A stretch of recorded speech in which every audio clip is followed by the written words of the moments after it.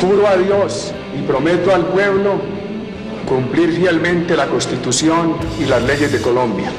Álvaro Uribe Vélez es uno de los personajes más influyentes e incontrovertidos de la reciente historia política de Colombia. Nació en 1952 en Medellín, es abogado de profesión y se destacó inicialmente en la política regional en Antioquia, antes de llegar a la presidencia de la República en 2002, cargo que ejerció durante 2 periodos consecutivos hasta 2010. Su gobierno se caracterizó principalmente por implementar una política denominada seguridad democrática, que buscaba enfrentar con dureza a los grupos armados ilegales, especialmente las guerrillas de las FARC y el ELN, así como a los narcotraficantes. No, Joaquín Iván, la política de seguridad democrática, ¿cuáles eran los puntos claves o cuáles son los puntos claves de la política de seguridad democrática? Bueno, yo creo que la política de seguridad democrática es una apuesta del gobierno de Uribe por considerar que se puede derrotar militarmente a la guerrilla. Pienso que los componentes esenciales de esa política era control militar del territorio, presencia institucional a través de distintos medios, como por ejemplo los batallones de alta montaña, los soldados de mi pueblo, el tema de presencia de estaciones de policía en los principales municipios, en las cabeceras municipales. Entonces uno podría decir que la política de seguridad democrática fundamentalmente es una política de control militar y policial del territorio, que es fundamentalmente para lo cual fue elegido el presidente Uribe. Ese enfoque le otorgó una fuerte popularidad en ciertos sectores del país, quienes valoraron la reducción de la violencia en varios territorios. Sin embargo, también fue objeto de fuertes críticas y de denuncias por violaciones a los derechos humanos, vínculos con paramilitares y actos de corrupción. Las víctimas de los falsos positivos están por todo el país y han tenido que idearse fórmulas nada ortodoxas para hacerse escuchar. En febrero del 2011, Raúl Carvajal, de 63 años, estacionó su camión modelo 73 en la Plaza de Bolívar y expuso sobre el capó el cadáver de su hijo. Según el señor Carvajal, ese hijo que exponía en público era uno de esos buenos militares que se había opuesto a participar en este sangriento crimen de matar gente inocente y hacerla pasar por guerrilleros. Según él, sus compañeros lo asesinaron por eso. La particular manifestación de este padre adolorido duró poco, pues las autoridades trasladaron el cuerpo a medicina legal y el camión a un solar lejos de la plaza. Sin embargo, Carvajal siguió allí y se encontró con el ya expresidente Álvaro Uribe. Ojalá le mataran un hijo a usted para que usted supiera lo que duele la muerte de un hijo, cuando un hijo es bueno. Pero ustedes son unos asesinos, porque si ustedes no tuvieran que ver con el asesinato de mi hijo, ¿qué hubiera pasado? Ustedes hubieran dejado que se investigara y yo personalmente a usted le entregué una carta en la finca de Ubérrimo. ¿Sí o no se la entregué? Después hice una protesta en una inauguración de un colegio infantil. Después le hice una protesta a usted en el centro de convenciones. Y ustedes no han querido dejar que se esclarezca el asesinato de mi hijo. La persona que estaba ahí comenzó a investigar el asesinato de mi hijo. La fiscal la cambiaron y enseguida la otra fiscal cerró el caso porque a ustedes no les conviene, porque a él lo llevaron en un helicóptero de Bucaramanga por orden de Álvaro Diego Tamayo Hoyos para asesinarlo en el Tarra. ¿Usted me deja hablar? Sí, hable. Diga otra mentira. Primero, comprendo su dolor. Todavía está pendiente una investigación sobre qué pasó con el hijo de Raúl Carvajal. Luego de su presidencia, Uribe continuó siendo una figura política central, al fundar y liderar el Partido Centro Democrático, adoptando también un papel activo en el Congreso.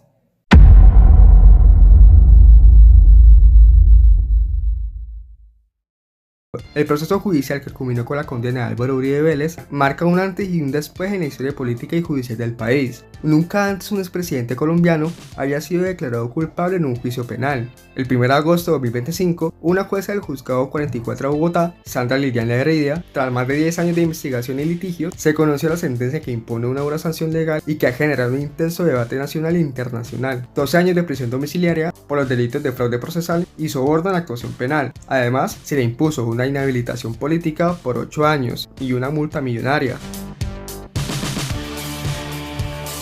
El origen de este proceso se remonta a 2012, cuando el entonces senador Álvaro Uribe denunció al congresista Iván Cepeda, quien lo acusaba de tener vínculos con paramilitares y narcotraficantes. Uribe argumentó que Cepeda manipularía a testigos en su contra. Hemos conocido las pruebas que presentó el expresidente y senador Álvaro Uribe en contra del congresista Iván Cepeda. Se trata de un testimonio de una persona que se encuentra detenida y quien asegura que Cepeda supuestamente llegó hasta allá, hasta donde se encuentra detenido, para ofrecerle privilegios a cambio de decir que el expresidente participó en el crimen de un guerrillero de las FARC.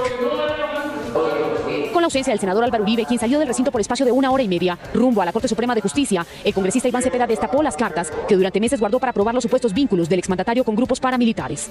Álvaro Uribe ha tomado toda clase de decisiones que han favorecido de una manera u otra a personas vinculadas al paramilitarismo y al narcotráfico. Ha entregado, como vimos, licencias de hangares, de aviones y de pistas a personas vinculadas al narcotráfico. Ha legalizado empresas de seguridad con vivir integradas o dirigidas por paramilitares. Ha abogado por un referendo que buscaba eliminar la extradición en el momento en el cual el cartel de Medellín y las organizaciones del narcotráfico presionaban para que precisamente se eliminara y se aboliera la extradición. Cepeda dio a conocer grabaciones, testimonios e informes de prensa como parte de su investigación, pero sus revelaciones fueron desmentidas por el senador Uribe. Que yo no hice política con Jairo Ortega ni con Pablo Escobar. Aquí está la relación de mi carrera política. Nunca auspicié que la constituyente eliminara la extradición. Nunca. Y ese es un episodio oscuro de la historia de Colombia. ¿Por qué la eliminaron? A mí me dijeron, si usted se une con los paramilitares, acaban en breve tiempo a la guerrilla. Seguramente. Pero lo que quisimos preservar fue el camino de la institucionalidad. Y por eso combatimos por igual a los paramilitares y a la guerrilla. Uribe contraatacó, pero esta vez contra el presidente de la Comisión Segunda del Senado, Jimmy Chamorro, quien moderó el debate. Le entregaré a usted y a la justicia los informes de inteligencia militar sobre la relación de cheques que a usted le dieron los carteles de la droga y sobre los cuales no ha habido la debida investigación. Este debate, atiendo este linchamiento moral por una razón de honor con las nuevas generaciones de Colombia. No me voy a referir porque sus injurias y sus calumnias, por supuesto, usted se las tiene que tragar. Muy triste el espectáculo que ha venido a dar acá el expresidente y senador Álvaro Uribe. Y el irrespeto a este Congreso y a esta comisión, señor presidente. Uno no puede venir acá impunemente, primero, a distraer a la opinión pública, a levantar cortinas de humo para no contestar señalamientos. Sin embargo, en 2018, la Corte Suprema de Justicia determinó que quien realmente habría intentado manipular testigos era Uribe, a través de uno de sus abogados, Diego Cadena, con visitas a exparamilitares en cárceles buscando que se retrataran en sus declaraciones, además de testimonios que benefician al expresidente y perjudicarían a Cepeda. Y el señor me dijo, va a llamar, mi esposa lo va a llamar y ella le va a entregar el documento radicado en la Corte. ¿Qué le dije yo? Le soy un franco, le dije, encabece la carta dirigiéndolo a la Honorable Corte Suprema de Justicia. Yo tenía pena con esta familia Uribe. Y si quieren pedir esta capacidad de ir a la Corte, pida a la Corte. Si usted quiere presentar una disculpa a él, hágalo. Y pídale a la Corte también el tema de su seguridad y de la seguridad de su familia. Todo por encima de la mesa. Le hago un paréntesis también, mire. No voy a ser tan estúpido ir a decirle a un señor a estas alturas de la vida, que ya uno está un poquito acreditado en el mundo profesional, para ir a una insinuación no tipo de eso. Y se lo digo sin faltarle respeto al señor. Amistad de bandido, de ningún caso que tengo claro en esta profesión. Uno es muy complicado. Amistad de bandido y amor de puta. Usted no puede costar, no puede haber ni confío en amistad de un bandido ni en amor de una puta. Entonces, yo leí al señor en la conversación y le digo algo. Le creí. Por eso volví. No, en ningún ofreció este acaso de esa retractación. Mire, hablamos, él me dijo que se iba a perjudicar por la falsa denuncia, le dije que es correcto. Le ofrecí un recurso de revisión ante la Corte. Le dije, no conozco su caso, pero le podría hacer una oficina un recurso de revisión para ayudarle en el tema de su condena. Así el proceso cambió de rumbo y Uribe pasó de ser acusador a acusado. Creo que el estafador resultó estafado. El juicio se extendió por 67 días y generó una profunda polarización en Colombia, donde los seguidores de Uribe denuncian persecución política, mientras sus detractores interpretan la sentencia como una base significativa hacia la justicia y también a la rendición de cuentas en el país. La condena también ha tenido repercusiones internacionales y ha sido objeto de análisis mediático y político. A las audiencias colombianas proclives a consumir mediaciones privadas empresariales, RCN, Caracol, etc., les parecerá insólito el fallo de la juez penal en contra de Uribe Vélez. ¿Por qué? Porque durante meses estos grandes medios privados, propiedad de magnates, rentistas y financiadores del Centro Democrático, no hicieron más que amplificar la versión amañada de los abogados de Uribe Vélez, versión que no soportó la evaluación de fiscales y juez, versiones y pruebas, entre comillas, que fueron una a una desintegradas por las autoridades judiciales. Se llama manipulación mediática y sirve para meter basura en las mentes humanas. Esto trinó hace unas horas desde Colombia la gente de la Fundación Casa del Bosque, refiriéndose a toda la campaña previa de los poderes mediáticos colombianos en defensa de Álvaro Uribe durante no ya meses, sino años, porque este proceso, todavía inacabado porque ahora viene la apelación, comenzó, lo decía decíamos antes, hace nada menos que 13 años, durante los cuales el ya condenado utilizó todos los instrumentos y artimañas de las que dispone un hombre con tanto poder como él para retorcer, dilatar y entorpecer la investigación, incluso logrando cambiar de juez. Quienes perdieron este juicio ayer no solamente fueron los abogados defensores de Uribe, también fueron los perdedores todos los medios de comunicación corporativos que habían desplegado todo lo que tenían para intentar evitar un fallo en el sentido del que se conoció ayer. Tras años siendo los otros abogados defensores de Uribe, hoy siguen defendiendo al expresidente condenado y atacan a la justicia colombiana y a la jueza Sandra Heredia, a la que le hicieron también durante meses una campaña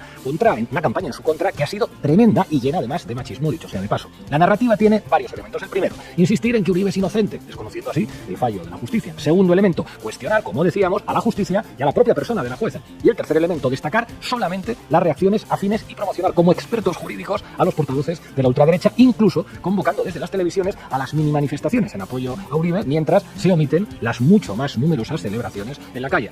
Y cuarto elemento, si cuela, cuela, y si no, ahí no cuela. Tal cual. Lo primero que hay que decir es que a ciertos medios y televisiones privadas les costó incluso informar a sus audiencias de la que era la noticia. Son casi las 5 de la tarde y a Caracol aún no le da para poner de titular Álvaro Uribe Vélez condenado. No saben dónde meter la cabeza y quieren esconder que su jefe pasó de ser presidente a presidiario. Trinó ayer alguien en X con una imagen de la pantalla en su televisor directo de Caracol TV, también conocida como Paracol, que por lo que sea se resistía a rotular con el que evidentemente era el titular de momento. A partir de ahí, los elementos que numerabas. 1. Da igual lo que haya dicho la jueza, Uribe es inocente. Hora 20 en Caracol Radio, propiedad del Grupo Prisa, que en Colombia siempre ataca furiosamente al gobierno de Gustavo Petro, como hemos analizado aquí repetidamente. No creo que el expresidente haya cometido ninguno de los delitos de los que se le acusa. Existe la apelación contra la decisión de la juez. Toca abrazar la justicia.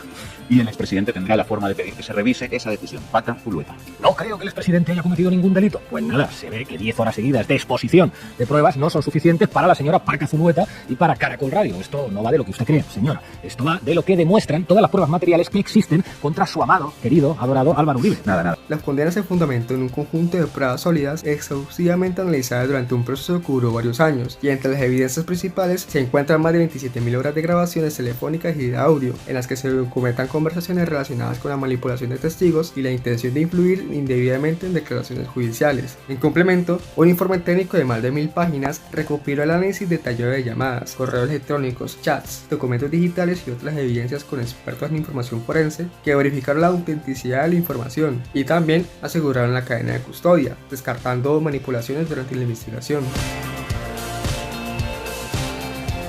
Un elemento crucial en el proceso fue la declaración de testigos claves, que inicialmente habían respaldado a Uribe, pero luego cambiaron su testimonio para revelar que habían sido presionados o engañados para ofrecer declaraciones favorables al expresidente. ¿Esto ha habido nuevas declaraciones? No, son los últimos hechos, lo de anoche y lo de antenoche. Sí. ¿Y cómo ves eso? Oye, no, pues es que... bien, con este pues que jode tanto. Sí. Sí, hay mucha gente que quiere hacer lo mismo. Yo lo llamo apenas llegue. ¿Sí me entiendes? Sí. ¿Que quiere hacer lo mismo de lo que hizo ese tipo? Sí, con ese barbechivo. ¿Denunciar lo mismo? Sí. Es que eso ha sido pues una cosa de nosotros que hay un hombre que es casi el papá de él y entonces estamos en eso y entonces a ver pues, pero como bueno la comisión. Yo llamo apenas a Patricia. Tiempo después, según la investigación, se buscan para hablar urgente y se citan en un establecimiento donde se venden jugos. El 22 de diciembre, Juan Guillermo Villegas y Uribe hablan de su encuentro. En este audio, el propio expresidente asegura que está siendo interceptado. ¿Recuerdan el día que usted y yo nos reunimos en la 70? Sí, señor. Que hubo una llamada, que nos tomamos un jugo por ahí en una... Sí, ahí en la frutera. Las llamadas las interceptaron todas y la fiscalía nos hizo seguimiento a la 70. Yo desde hace muchos días sabía eso, pero no lo había concretado. Entonces me están investigando a mí con usted y que tienen interceptado el teléfono. O sea que esta llamada lo están oyendo esos hijueputas. Ah, sí, esos hijueputas interceptan todo. Entonces, vamos a eso y dije, lo voy a llamar por el teléfono mío y lo voy a poner así de claro. Para que sepa, yo por la mañana voy a hacer un escándalo en Twitter con eso, sin mencionarlo a usted. En otro audio en poder de la corte, Villegas habla con un hombre a quien identifica como Humberto. A él le comenta del resultado de la reunión con el expresidente Uribe. Imagínate que se echó todo el país encima, él es el jefe del debate de todo el país.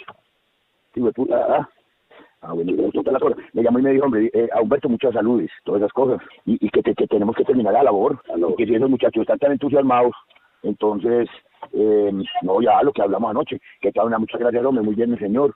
No, como muy agradecido con vos, pues, muy agradecido con vos que había ido, pues, y que habías estado en esta mucho. Claro, sí.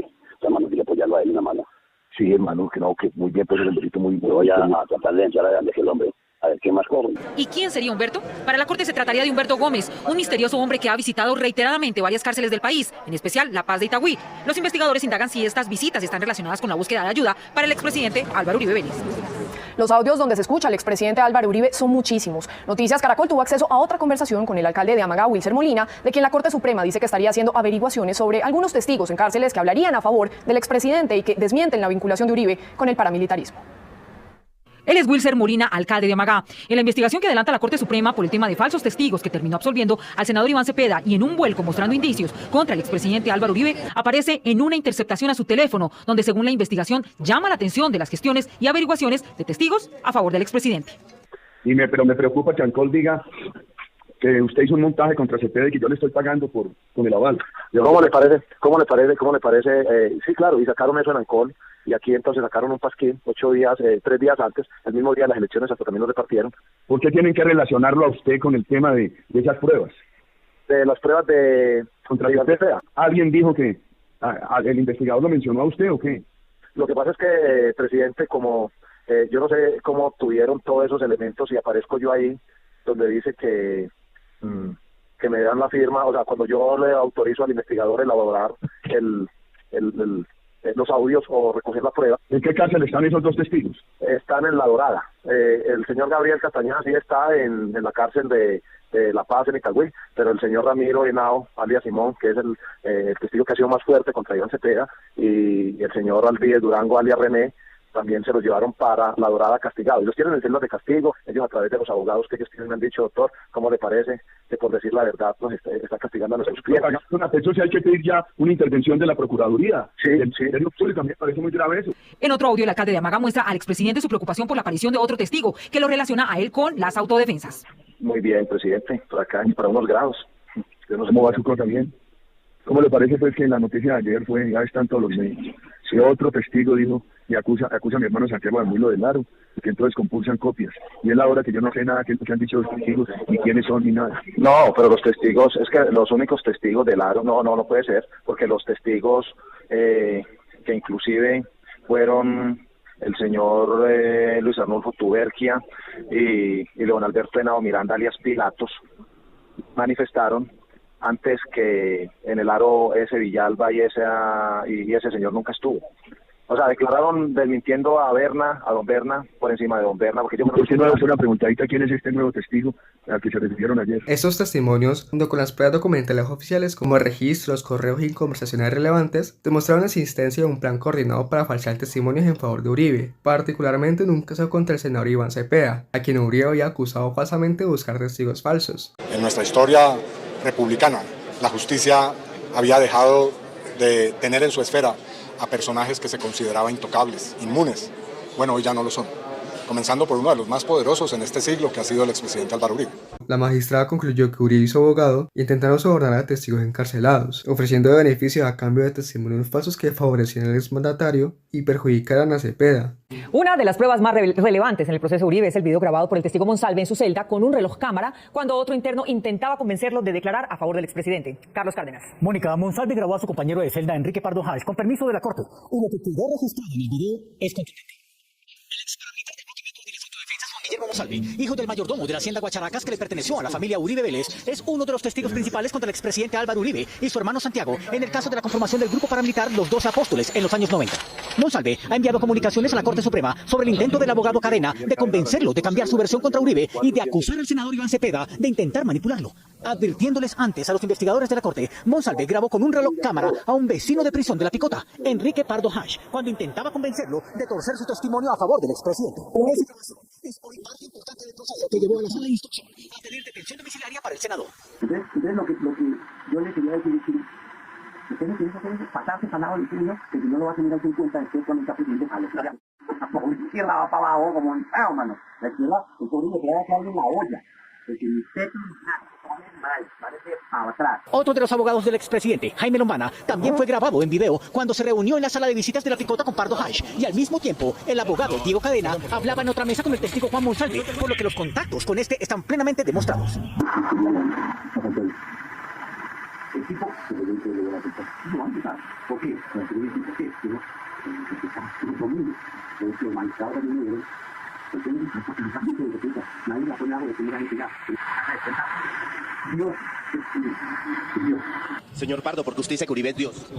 Monsalve ha sufrido 2 intentos de homicidio. Uno en 2012, cuando fue atacado estando preso en la cárcel de Cúcuta, Boyacá, por otros 2 internos que le causaron heridas con armas blancas. Y luego en 2013, cuando miembros del Cuerpo de Vigilancia del IMPEC descubrieron que iban a envenenarlo. En la actualidad está especialmente protegido en otro sitio de reclusión y con medidas especiales ordenadas por la propia Corte Suprema. Medidas que fueron ratificadas en la providencia de esta semana de la Sala de Instrucción. Los abogados de Uribe anunciaron su intención de apelar la decisión ante instancias superiores de justicia, incluyendo la Corte Suprema de Justicia, por lo que el proceso aún podría sufrir modificaciones en instancias futuras. Sin embargo, mientras tanto, la condena debe cumplirse bajo arresto domiciliario y con la inhabilitación política establecida. Atacar en ese caso la justicia y vale cualquier artimaña para burlarlo. Y mucho ojo, porque eso es lo que viene ahora, porque esta gente ahora va a jugar a la prescripción, es decir, va a intentar dilatar el proceso como sea para que los delitos de Uribe prescriban y no pueda ser condenado definitivamente. Ya lo están diciendo abiertamente, de hecho. Revista Semana, defensa del expresidente Álvaro Uribe, apelará a la condena. Esto es lo que viene en un caso que podría llegar a la prescripción. El proceso contra el expresidente Álvaro Uribe Vélez, dice Semana, será asumido por un juez de un tribunal superior. La decisión debería ser tomada en segunda instancia antes del 16 de octubre. Un caso que podría llegar a la prescripción. Los ojos de todos los demócratas de Colombia y del mundo deberían estar puestos en los próximos meses en las maniobras de la ultraderecha colombiana, que hará todo lo que esté en su mano para garantizar la impunidad de su jefe Álvaro Uribe. Y lo que sea, lo que esté en su mano, tratándose de quien se trata, de la ultraderecha colombiana, puede ser muchas cosas, incluidas la violencia, el atentado y el crimen. The whole world is watching, como se suele cantar en manifestaciones en Estados Unidos. La condena de Álvaro Uribe Vélez ha tenido repercusiones profundas y multifacéticas en la sociedad, la política y el ámbito internacional. Este fallo histórico, que marcó la primera vez que un expresidente colombiano fue declarado culpable en un juicio penal, intensificó la polarización política del país. Mientras sus seguidores denuncian una presunta persecución política y cuestionan la independencia judicial, sus opositores celebran la sentencia como un avance importante, tanto en la lucha contra la impunidad y la corrupción en altos cargos. La sentencia que declaró culpable a Uribe, las reacciones no tardaron en llegar. Mientras las voces cercanas al expresidente denunciaron una supuesta persecución política, desde el oficialismo se destacó el valor del fallo como precedente democrático y evento histórico. Figuras políticas afines a Uribe rechazaron el fallo denunciando una supuesta politización de la justicia. La senadora María Fernanda Cabal calificó el veredicto como el resultado de una persecución política sistemática promovida, según ella, por sectores que Uribe enfrentó desde el poder. Abelardo de la Espriella, precandidato presidencial por el Movimiento Defensores de la Patria, llamó a sus seguidores a movilizarse en defensa de Uribe. Lo que ocurrió hoy no es justicia, es una venganza política, escribió, como ven, en las redes sociales, insistiendo en que el montaje está consumado. El alcalde de Medellín, Fico Gutiérrez, también se sumó a las críticas. En declaraciones públicas apuntó directamente contra el presidente Gustavo Petro y contra los congresistas oficialistas, a quienes tildó de grupos terroristas. Para Gutiérrez, la condena a Uribe es una injusticia, pues, según dijo, combatió a quienes hoy están en el poder. Desde Estados Unidos, la congresista republicana María Elvira Salazar se sumó al coro de defensores de Uribe. En un mensaje publicado en sus redes sociales, calificó la sentencia como una infamia y acusó a la justicia colombiana de actuar como parte de una supuesta estrategia de la izquierda radical para perseguir políticamente a quienes se oponen a su proyecto. Según Salazar, Uribe está siendo castigado por haberse negado a pactar con las FARC y por haberse convertido en un obstáculo para quienes, decía esta señora, quieren convertir Colombia, atención, atención, si cuela, cuela y si no, en Venezuela. Chupito. Marco Rubio, actual secretario de Estado de Estados Unidos, condenó el fallo y aseguró que el único delito de Uribe es defender a su patria. Además, acusó a los jueces colombianos de ser radicales y advirtió que el uso político de la justicia en Colombia sienta un precedente preocupante. Tremendo que el máximo responsable de la política exterior de Estados Unidos se dedique a comentar resoluciones judiciales de Colombia. Alucinante el tema. En fin, del lado del oficialismo, el fallo fue celebrado como un momento clave en la historia del país. Iván Cepeda, senador del Pacto Histórico y defensor de los derechos humanos, fue una de las voces más esperadas tras conocerse el fallo, porque fue el impulsor clave del proceso judicial contra Álvaro Uribe. Por su parte, lo que hizo fue hacer un llamado a la contraparte a acatar la ley y la institucionalidad y respetar a la justicia. Hoy es un día para hacer un reconocimiento a la justicia como garante de la democracia y como control eficaz de los políticos más poderosos y sus crímenes. Escuchen. Por eso, hoy llamamos a nuestra contraparte a que respete y acate la institucionalidad y respete ante todo a la justicia. Por eso hoy es un día para hacer un reconocimiento a la justicia como garante de la democracia y como control eficaz de los políticos más poderosos y sus crímenes. En nuestro caso, con este fallo, ha quedado establecido la verdad sobre el tenebroso aparato dirigido por Uribe Vélez y compuesto por numerosos falsos testigos que intentaron engañar a la justicia. Luego de 13 años de un largo litigio en el que se ofrecieron toda clase de garantías procesales al expresidente, ha sido condenado en primera instancia por haber perpetrado en condición de determinador fraude procesal en concurso homogéneo y soborno en actuación penal en concurso homogéneo. Escuchábamos al senador Iván Cepeda. La precandidata María José Pizarro, de la coalición del Pacto Histórico, destacó la importancia del veredicto y reconoció el papel de Iván Cepeda. También agradeció al equipo jurídico que representó a las víctimas, el colectivo de abogados y abogadas José Alvear Restrepo, por su trabajo riguroso y sostenido a lo largo de los años. A estas declaraciones se sumaron las de la exministra de Salud, Carolina Corcho, también precandidata presidencial, quien celebró el fallo de la jueza Sandra Heredia como un paso decisivo en la historia judicial del país. Se reafirma la independencia judicial y rechazamos toda amenaza contra quienes imparten justicia, señaló. Además, expresó su respaldo al senador Iván Cepeda, a quien felicitó por su compromiso con la verdad. Este fallo es una esperanza para miles de víctimas. La democracia se fortalece cuando nadie está por encima de la ley. Hoy la derecha y la ultraderecha colombiana rabian por la condena de su líder, mientras que las víctimas celebran lo que no es una victoria completa, pero sí un mensaje de que las cosas han cambiado en Colombia. A nivel político, la condena generó incertidumbres y reacondicionamiento en el espectro político nacional, afectando tanto la agenda legislativa como el clima electoral, teniendo en cuenta que en el próximo año en Colombia hay elecciones presidenciales. El caso abrió un debate nacional sobre la autonomía y transparencia del sistema judicial. Algunos perciben el proceso como un fortalecimiento del Estado Social de Derecho y otros como una judicialización de la política.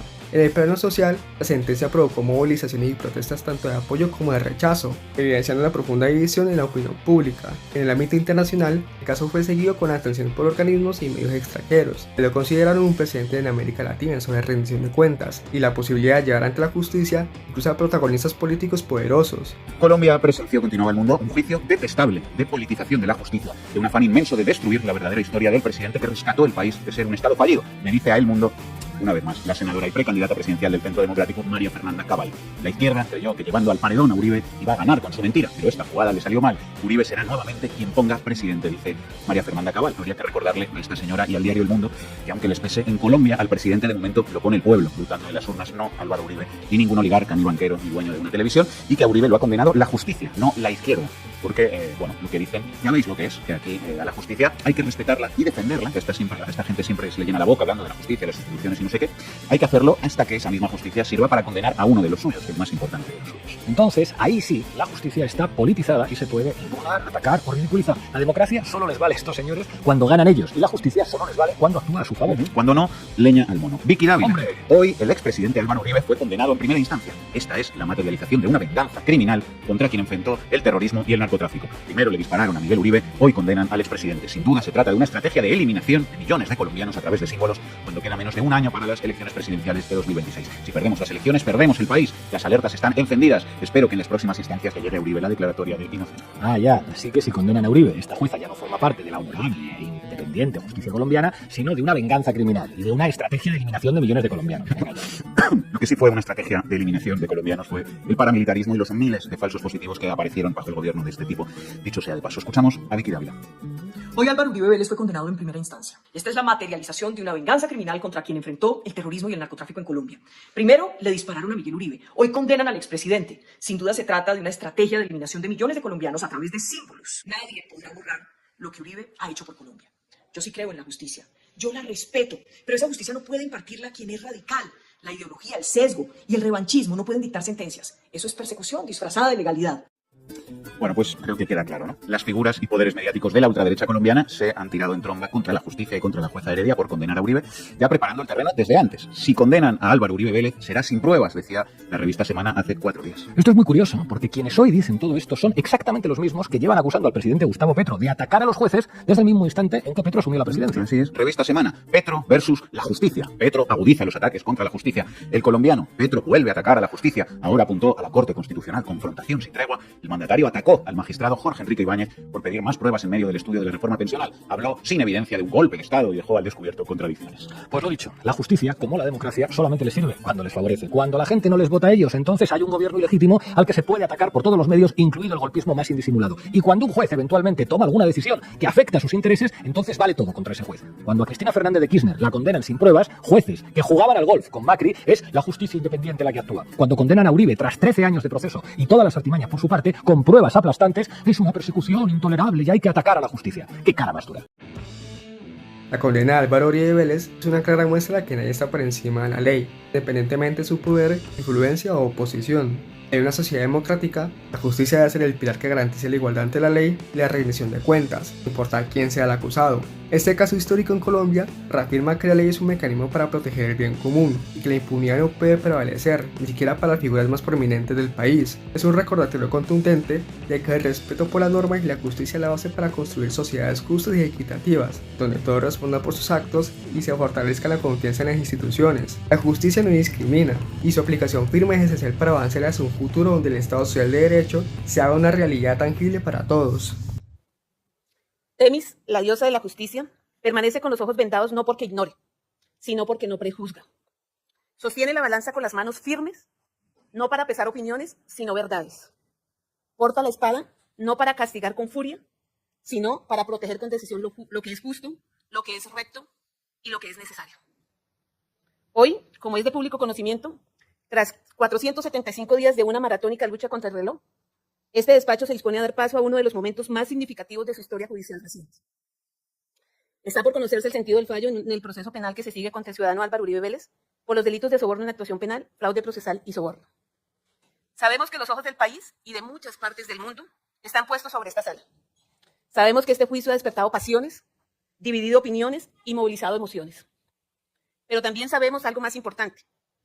El derecho no puede temblar frente al ruido. Y la justicia no se arrodilla ante el poder. La justicia, como Temis, no ve nombres, ni cargos, ni estaturas, porque su mirada está enfocada exclusivamente en la verdad jurídica y en el deber ético de resolver conforme a la ley y la conciencia. La administración de justicia, como bien jurídico supremo, no está al servicio de la política, ni de la prensa, ni de la historia.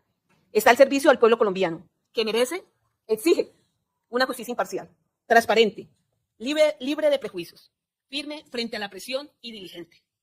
Cualidades que suponen implícitas a la ética que todo proceso de justicia y funcionario al servicio debe tener.